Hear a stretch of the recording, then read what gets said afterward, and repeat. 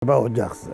მოკლედ, ისევ საბჭოთა კავშირის პერიოდს მივადგები, ჩემი ერთ-ერთი ოჯახის. ხო, 22 წლის ხარ. ხო, მე 22. საბჭოთა კავშირი დაიშალა 32 წლის. მაგრამ ეს უკვე საიდან იცი? ეს ისტორია არის მოყოლილი, რომელსაც ესე იგი ისტორია გიყვარს, შენ და ისტორიას ეუფლები, კარგად და იმიტომ აწყები ისტორიებს, ისტორიოლოგი ვარ, ანეკდოტების დასმად ყვები ისტორიებს.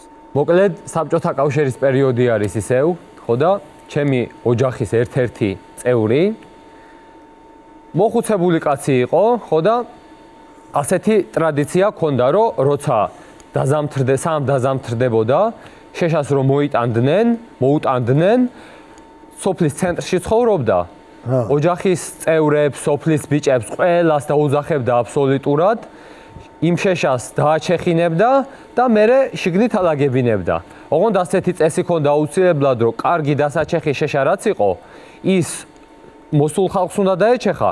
ცუდი დასაჩეხი შეშა რაც იყო, ის თვითონ უნდა დაეჩეხა, იმიტომ რომ წვალება უყვარდა, ესეთი თავისებური კაცი იყო რა, აჩი. ანუ მაზოხისტო. ხო, აჩი. ხო და მოკლედ აჩი ბაბუა ერთამს ცოტა გავწორდე.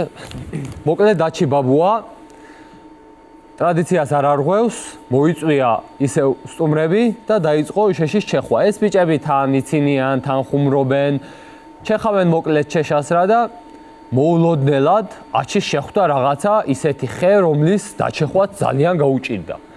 მოიქნია ნაჯახი და დასხო ამ ხეს, მაგრამ გაიჭედა ნაჯახი და როგორღაც ამოაძრო რა და აჩის შეშას ჩეხავდა სულ ერთი ხელით, იმიტომ რომ მეორეთი შეშა დაეჭირა, რომ არ გადმოვარდნილიყო.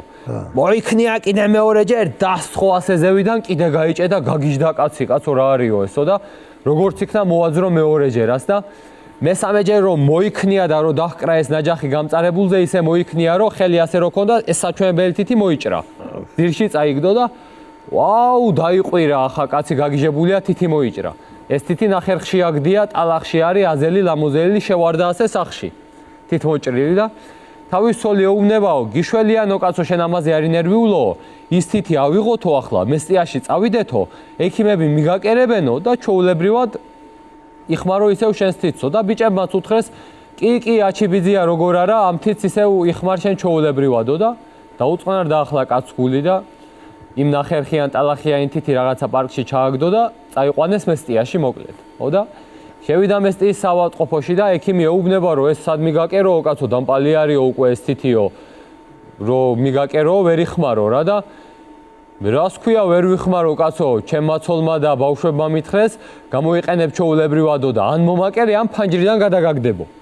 სხვა რა გზა ქონდა ახლა იმ კაცს და მოაკერა ეს თითი უკან, ხო და გავიდა 1-2 დღე იმ თითს რაც ამუშავებდა, მაგრამ გაუშავდა, გაუსივდა და სტყივა მაგრად.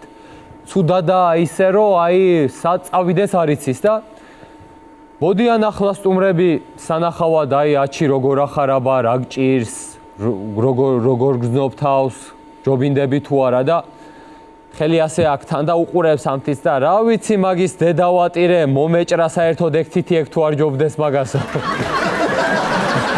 მომეჭრაო საერთოდ ეგ თითი ეგ თუ არ ჯობდეს მაგასაო და მინდოდა ომიკერება. გამოვიდა მე ახლა კალიდორში ელოდება თავის რიგს, როდის იქნება ეს, რომ ახლა ხო მოობა ამ ექიმმა ძალით ეს თითი. და ახლა ელოდება, რომ შევიდეს და მოაჭრევინოს უკან რა, ხო და ამ დროს მოიყვანეს ერთი გოგონა, თურმე თავი მოუწამლია რა, საწამლავით და მოიყვანეს და ახლა ის გოგო ყავს ჩეყვანილი. და ეს აჩი დგას აქ კარში ასე თითი ასე უჭირავს თან ასე და ასე დადის იქით აქეთ, რომ ვაიმეო რაღაცაო ცუდად ვარო უკვე ატანა აღარ შემიძლიაო ამ თითისო რა ვქნაო და მოვიდნენ ახლა სტუმრები სანახავად რა, რომ რა გჭირს ვაჩიო თან ასე უკიდია ამ თითზე რა და რა ვიციო თან იმ გოგოს ოჯახის წევრებიც იქ არიან კალიდორში რა და რა ვიციო რაღაცა შხამი დაულევია იმ გოგოს, ჩემთვის მაინც მოეცა დავლევდი დავისვენებდი იყო. ასეთი კაცი იყო. აჩი ასეთი კარგი კაცი იყო აჩი. არ დავიწყება.